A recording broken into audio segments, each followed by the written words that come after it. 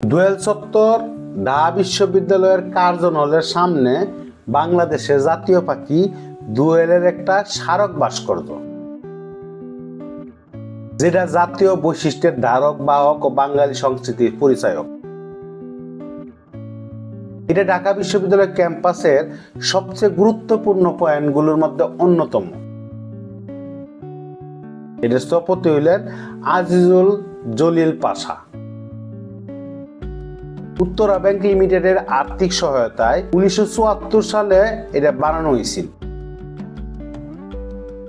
অযত্ন অবহেলার কারণে ক্রমশ দোয়েল চত্বর ভাস্কর্যকে কেন্দ্র করে গড়ে ওঠা দোয়েল চত্বরের সৌন্দর্যায়ন করছিল। 2016 সালে ঢাকা সিটি কর্পোরেশনের মেয়র সাইদ খোকনের তত্ত্বাবধানে পরিচালিত হয় দোয়েল চত্বরের সংস্কারের কাম। যোগ করা হয় আধুনিক লাইটিং ব্যবস্থা, 120টা ট্যাপের পানি দিয়ে ফোয়ারা, লাগানো হয় নানান রঙের ফুলের গাছ। চত্বরের চৌহদ্দিতে নবনির্মিত ফোয়ারাটা অপরূপ সৌন্দর্যের দ্যুতি ছড়াইতেছে। চত্বরটারে ঘিরে গ্রাম বাংলার রূপ সংবলিত স্থাপনা, নকশা, সবুজ গাছের কার্পেটে বাহারি ফুলের গাছ মন কাড়ে সবার।